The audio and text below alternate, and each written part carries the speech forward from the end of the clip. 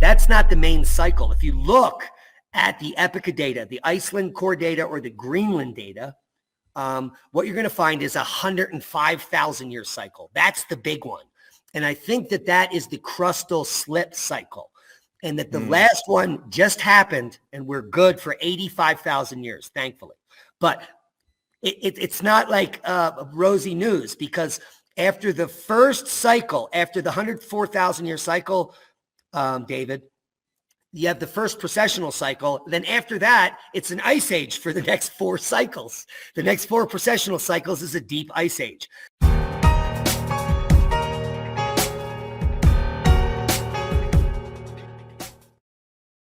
Ladies and gentlemen, we are live right now with a good friend of mine, David DuByne, and one of the most prolific independent journalists when it comes to mini ice age conversations. One of his channel Adapt 30, talks about the current shifts and our sun moving forward and how that affects civilizations. He's one of the top experts in civilizations around the world and how they're affected by weather. And recently, he's been taking the deep dive into the Great Reset and the work of, let's say, Charles Schwab and what's happening worldwide with supply chain disruptions, food supply failures. Welcome to the show, David. Thanks. That's quite some introduction. You being a world expert as well, and a geologist that sees the cycles locked into the rocks. Well, I'm researching in academia and lots of the papers, and I have the paleoclimatological background, but you've delved into the literature, and your specialty is one that's dear to my heart, and that's the type of work you've been doing for over 6 years over at Adapt 2030. And also your new podcast, which is Mini Ice Age Conversations. And there we have it right there to the right. You want to talk a little bit about what you discuss on Mini Ice Age Conversations for those that don't know? Yeah, the same things Dime and I are going to talk about. I mean, whether it's a long-term cycle that can be mapped in the rocks, or whether it's a short-term cycle that's civilization collapse or societal collapse, population migration, economic reset, and government restructuring. I mean, these cycles are cycles, whether it be the let's say the La Nina or the El Nino patterns, those are a mappable cycle. The 11-year solar cycle is a mappable cycle. Well, so are, how do you say, signs in the rocks that we're going through cycles. So, you know, when you start to talk about how does it bring it to the current economic and how are people going to react, it doesn't matter, because it's all experienced through civilization and human history here. Long-term or short-term, it's all cycles. And, you know, once you start to read the cycle and you can get a timeline gauged on where it onsets and where it intensifies, then you can see how governments would react and spin and try to control the narrative or ride on top of the natural cycle, like I believe is happening now. And then here we are, we sit today, you look at the news, it's exactly what it would need to be to distract away from natural food shortages caused by solar activity, moving jet streams, and cloud cells. Well, I guess that's the way we'll start the thing tonight. Yeah. And interestingly enough, you and I, for over 5 years, have been warning about food shortages that were coming in 3 to 5 years. And we were warning about migrations coming in 3 to 5 years. And now here we are.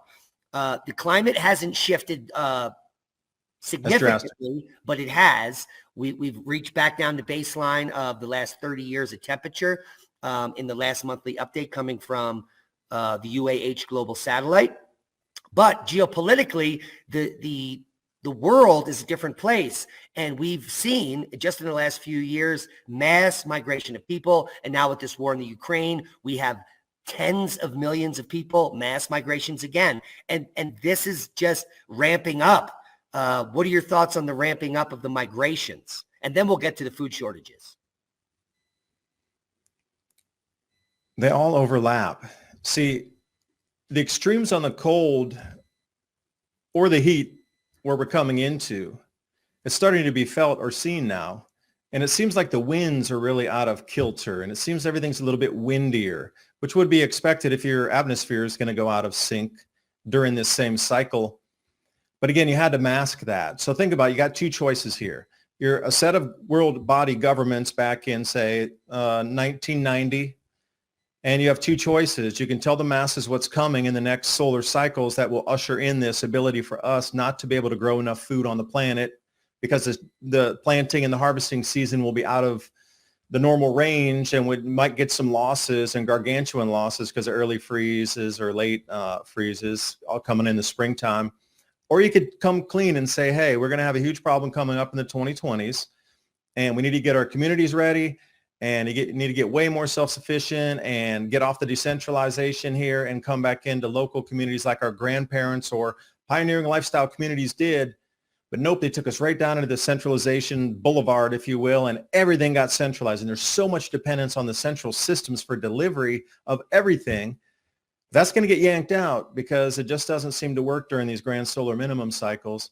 And you need to mask it at the same time, because you could never be blamed for not warning the people on a cycle that was known, that was inbound onset at this time. So distraction away, here we go. Yeah, and it's becoming ever so clear that this is actually part of the plan, depopulation, and in a big way. But it's like I've been saying on my channel for years. It's more than half a decade. The changes that we discuss, like everyone's expecting for like the aha moment, the big boom, the end of it all. But what happens is it slowly changes. Change is hard to measure through, as you are experiencing change, you can't really experience it. It's only down the line, 8, 10 months, a year later, where you're like, oh my goodness, things have changed. And we're sitting right there. The amount of change in the last 2 years has been so massive. There are actually probably half the population thinks that at some point we may go back to the way things were. And that's not how this works. Do you want to touch on that a little bit? Well, yeah, the progress is always forward. And the people over at the WF are talking about how we've entered the new world, and we are definitely not going back to the old world. So when you got some of the constructors or, financiers and leaders in thought and business moving society in a certain direction, the same leaders pushing all those buttons are saying, we're not going back. Yeah. So we're definitely heading forward here. Something new, and, sustainability goals, et cetera, would have a nice blueprint of where they want to go from now until there. Yeah. And I think that enough of the public is waking up to the fact that none of this is in their best interest. Do you know what I'm saying? Gas going to $7, $8 a gallon is not in their best interest. Food doubling is not in the majority of people's best interest. So it falls on our shoulders, independent journalists like you and I, to be, and this is what we've been doing for 6 years, for goodness sakes. We've been telling people to become sustainable, and we need to warn the public. At the same time, we were just discussing this before we hit the record button. They are doing their very best to silence us. Well, that's interesting. You and I going through the same kind of censorship things here. Warned off, don't talk about that too much. You're going too heavy into the timelines. You're going to spook people. Stop what you're doing. And then Biden blows it out that, hey, we're going into global food shortages right now. I think the cat was out of the bag several months early on this one. Timelines were at the end of May. People would have understood there wasn't enough fertilizer and herbicide to get the yields that we were used to. They're already looking at about an 18% decline this year globally, just because there was fertilizer and herbicide shortage. But now we got the Ukraine thing and the whole Black Sea lockup. But Biden let it slip out that the food shortages were coming. So a few people I'd say about 60% would have understood what the herbicide and fertilizer shortages would have meant come harvest season. But when Biden came out and said there's going to be food shortages, 100% of people got the message at the same time, like everybody. Yeah, but we make so much more food than we need, and it's not really going to be a food shortage, in my opinion. This is the way they're framing it. There's going to be food. It's control of the food system. It's going to be a $13 loaf of bread. And so for like $56, you can make a peanut butter and jelly sandwich, and that's not going to fly for the American public. That's not going to keep them healthy. That is not going to keep them happy either. So there will be food. It will just be rationed or so expensive that you're completely depleted. And then once you don't have any money, then there's the real food shortage. You can't buy food, so you starve. And now, Or you get on the digital system and you take the universal basic income and get on their digital ration card, and then do whatever you're told, because you'll lose your food access if you don't. Right. And Lee and I were just talking about this. Now, I want to make this very clear to the people listening. Wait, can I say one thing, Diamond? Can I say go one ahead. thing? The food shortage is, you're right, it's a food shortage. But for me, it's grabbing total dominance over the food supply of the globe. It is a full-on takeover of the global food supply while you're distracted with the food shortage. because they can ram through any legislation, laws, mandates, whatever they want that can come anew, and nobody will even be bothered to look because they're starving and they're Yeah, right. hungry and they're scared. So it's a total takeover. As much as any industry you can think across the planet in the last, say, 100 years, that was taken over and dominated completely by globalists. Yeah. And what That's they about to happen with the food supply in the globe here.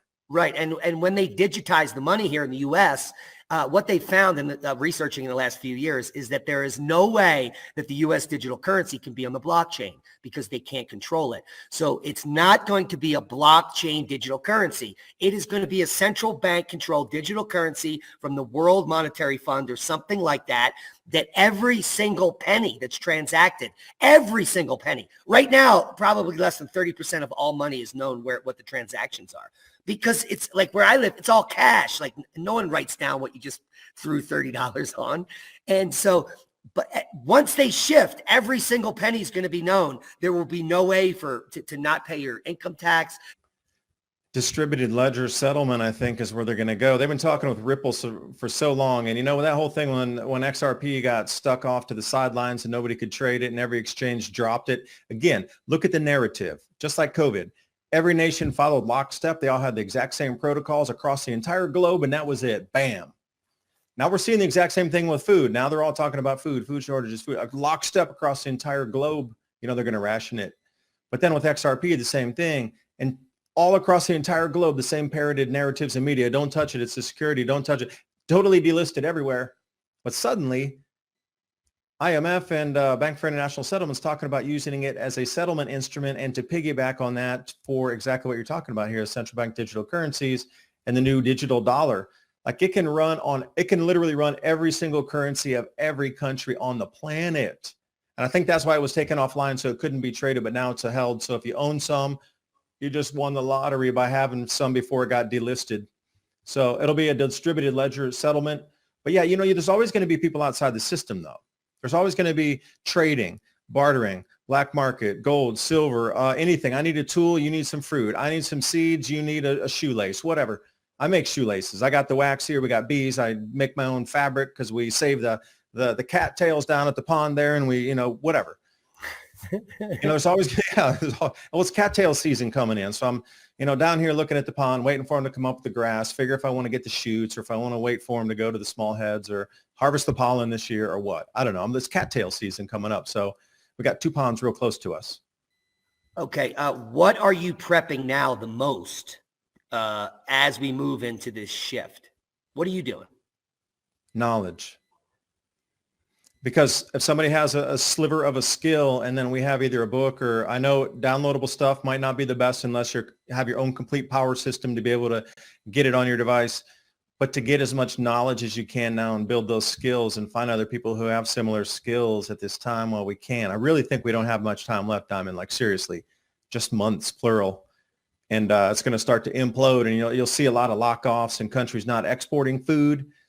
And then there'll be that whole monetary downturn because people can't trade or buy. There's no GDP for a country anymore. It's meant to collapse. You know what I mean? It's just meant to switch systems and take all the wealth with it from one old system into the new system. The beautiful thing is the sun is ramping up and it's shooting lots of coronal mass ejections directly towards Earth. This is a little change from the last ramp up in the last solar cycle. And the Earth facing quiet seems to be dialing down a little bit. The last Faraday cage ready. Did you get it? Who's gotten a Faraday cage ready? Raise your hand. All right. So what I'm saying is my prediction is that by summer of 2023, which is just about 16 months away, I think that we're going to start to see some grid failures and that their plans will crumble. And I'm counting on this. I'm counting on all of the globalist clutches unraveling from one pop from the sun. And if it's not next year, it will be in 2024 or 5 during the peak of the solar cycle, where we're going to see some grid failures and the Iron Curtain fall, because literally it will kick small sections of the planet back into the Stone Age. And luckily, we've had years to prepare, and there will be small outliers and groups all over Europe, all over Central Europe, Eastern Europe, Western Europe. There are permaculture villages all over the world. China has some of the best growing capabilities with the south-facing Korean style greenhouses with the bamboo coverings. So we will survive and thrive in the future. It's just that how long will it take during the transition, the unrest? We've been warning about this for years. It is going to be a very rough ride from now. It doesn't get any better, in other words. It slowly gets more and more dystopian and weirder. But more and more self-sufficient on the same way. Yeah. And, I had a strange thought because you were talking about the kingdom of Mu there. And if we do trace back through several epochs of history, perhaps what you're talking about, those pockets of people that will be left in 2,000 years or 4,000 years or 8,000 years of reading a history book, that will be the new civilization that rose out, that had the tech, that repopulated the new world, that began the new tech, the new systems, the new farming techniques, whatever it was, of the new mathematics, engineering, etc., of those pockets of what we have now, surviving through this and passing that knowledge down. But you got to wonder how many times this has happened prior. What about the last interglacial? I keep going back to that one too. Yeah. So, it does seem like it's almost a repeat. And do we get to this cycle? Because you got two ways to look at it. Either elite have protected all what you're talking about, this infrastructure and the digital blockchain and all these things underground and hardened it. So it is the new system when it reemerges after all the chaos is finished here about 2030, 2035. And then they pop out as, seemingly magicians or something because they have all the tech that was left over from underground. Or we go the other direction. It truly is lost except for the pockets. And the population regrows after that, and it just re-arises, and then we repeat the cycle, and then we get back to this point again, and then the sun does its thing, and then we get knocked out again. And we just been in this continuous cycle for how many millennia or millions of years? Yeah, I mean, you can can go as see. deep as you want on the conversation like that. Yeah, well, I can see like sustainable communities like Oppenheimer Ranch Project and our neighbors gilding together and creating a pocket of a new civilization, which we have a new name for. And it starts at these central seeds, and everyone joins, and it builds out from there. And that's the only way it's going to happen if we want to be resilient and abundant during the shift. Because the moment the grid goes down, there's going to be a lot of crying, whiny, I hate to say it, that are not prepared, and that they're looking for someone to hug them or something. The fact is that you got to step up to the plate and listen to someone with some leadership skills and get to work, because this is a whole new world we're going to be building if, in fact, this empire fails in our lifetime. Oh, within the decade. The lifetime's quite some time away there. Yeah, the resiliency, because if your community was up and running and then it touched with another one in Arkansas that was up and running, and then there was one in Missouri, and eventually would tap back into mine over here, and that would be the new catalyst, perhaps for a new trade route from Colorado through Tennessee to North Carolina. Yeah. Who knows? Yeah. That kind of resiliency is what really, if you look back through history, it was those communities that had access to food and water and energy and warmth, and, could have been a cave near a river with abundant fish somewhere, but it always has those same certain elements to it. And I think that's why yourself and myself have chosen where we sit, because those elements are right where we are, and cradles of civilization have arisen from these same elements again and again and again. You need those same things. And then eventually there's an overproduction, and then the term called money starts and people trade. And yeah, it's just a repeat. I think we're heading back. I don't know what the cycle length with this one is. I think it's 400 years or 2,000 years. Maybe you could speak to that better than I. What was the question? Well, what do you think the cycle duration is on this one? Coming in right now, obviously governments know we're on a super incredibly heavy, powerful cycle, and they're trying to mask it and deflect from it. But I wish I had pulled up the cosmic catastrophe Iron Cross that was created. Oh, I know that one. Yeah. We're sitting on the cross again, aren't we? Randall Carlson. Yeah, we are. And this is my entire scientific research as a geologist. I'm a stratigrapher and a paleontologist. And the work I did was go out in the field all over the country and look at sedimentary rocks. We did some studies in Iowa. We did studies all over the Northeast, from New York State to West Virginia, Pennsylvania, etc. But what we were looking at was the nature of these cycles, because we were working under the premise that a mechanism, and the cycle itself was called the punctuated aggradational cycle. It consists of two parts, a high stand and a low stand, that were separated right in the middle. And it is only now, decades later, that we know what that is. And that's the Iron Cross cycle. So the cycle explain to the novice here, the high stand and the low stand, define I'm those about to two, get I guess, to parameters for let's me. get to that. So every single stratigraphic cycle that we see in well-preserved basins have two parts. They last one precessional cycle, 26,000 years. And one of the facies shows a very deep environment, like deep in the ocean, and another one shows a shallow environment, like the beach, at the exact same spot that we're looking at the rock. So that means the environments have to shift hundreds of miles, or the ocean has to rise and fall hundreds of feet. And this has been happening forever, for hundreds of millions of years in every basin on the earth. And the last cycle boundary we can go look at in Florida is the Key Largo limestone, which the unconformity is now where we're living. We're living on the unconformity after the 12,900 year event. So the Younger Dryas event happened. And then what happened, David? The sea level rose 400 feet. And whatever environment was being deposited for 12,000 years, all happy and calm, was all of a sudden 400 feet deeper. So you went from a beach to an abyssal out in the ocean. And that's what the cycle looks like. There's a sand portion, and then there's a shale and mud portion. And these cycles happen every precessional cycle, every 12,600 years, which is about a 13,000 year high stand and low stand. Now, we just got done. The biggest devastating cycle boundary was the mass extinction that just happened at 11.5. So it went from 12,900 to 11.5. And during that time frame, that's the cycle boundary. When the sea level rose 400 feet and made a new environment right over the sedimentary rocks. And now for the past 12,000 years, that deep facies right in the same spot, or that deep environment. And right now at this time, we are on what's called the sea level fall surface. So for the next 1,000 years, the ocean now drops 300 feet. And it's been doing this every time. It goes up 300, down 300, up 300, down 300. And so now we're on the sea level fall surface where the ocean will recede and the glaciers form. Now, what's the mechanism? Because during the Younger Dryas, it got really hot, and then it got cold, and then it got really hot again.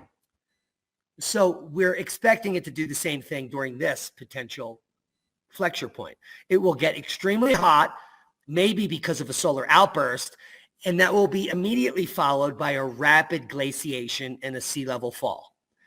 Yeah, but you're talking about 15 degrees Celsius drop, not like a 1/10 of a degree rise like the IPCC spots. Right. We're talking about 10, 15 degrees Celsius on either some direction. Places on Earth, the temperature drops 23 degrees C. Cheers. All right, so you wake up tomorrow and your average temperature is 23. Here's the caveat that it takes a long period of time, 500 to 7 degrees Celsius or Fahrenheit. Yeah, 500 to 1,400 years for this to occur.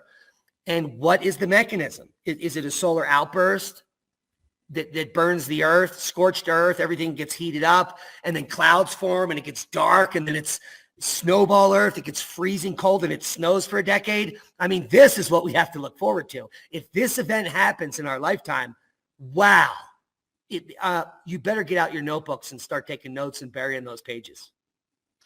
Now you know what's happening because you're watching Diamond, who's super hot. Just describe the heat.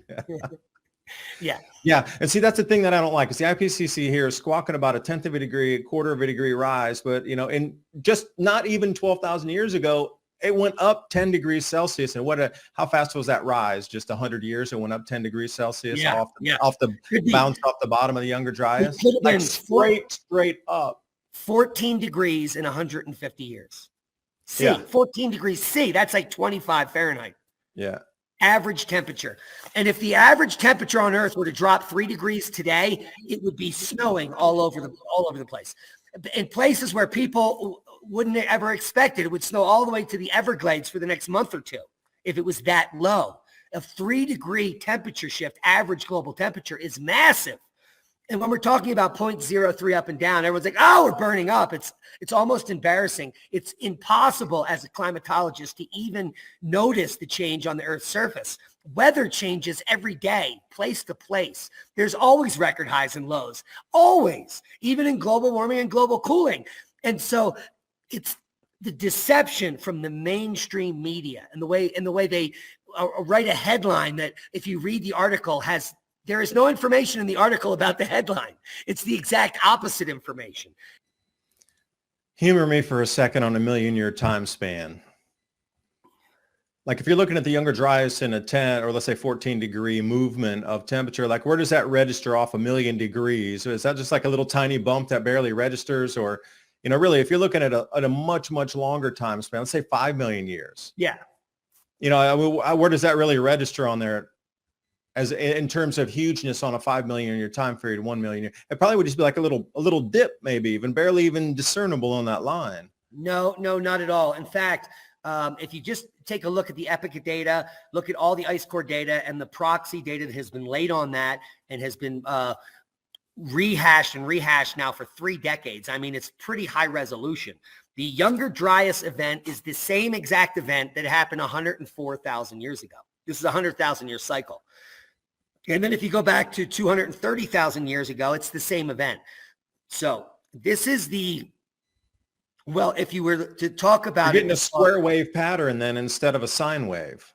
If you were to talk about it in Mouton-Milankovitch terms, which is what my master's was devoted to, Milankovitch in the 40s, he calculated the orbital perturbations of our planet and our solar system. And the Earth has a wobble, and that's the precession of the equinoxes every 26,000 years. That's not the main cycle. If you look at the Epoch data, the Iceland core data, or the Greenland data, what you're going to find is a 105,000 year cycle. That's the big one. And I think that is the crustal slip cycle, and that the last one just happened and we're good for 85,000 years, thankfully.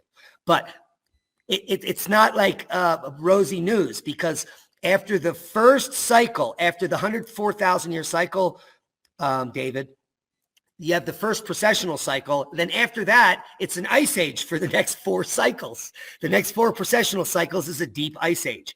And the same thing happened in the last 100,000 year cycle. We were in multiple ice ages for 80,000 years after the last interstadial. So there was an interstadial 104,000 years, it lasted for about 20,000 years, and then it got cold. And it stayed cold until the Younger Dryas event that warmed us up again. And now we've been warm for 12,000 years. And now for the next 8,000 years, it drops way back down to the ice age. So it take 8,000 years to get to maximum glaciation. But can you imagine the global catastrophe as the sea level drops 300 feet, exposes all the clam poop and sludge? Just imagine the smell. And then ice forms on the polar regions and in all the mountain regions worldwide.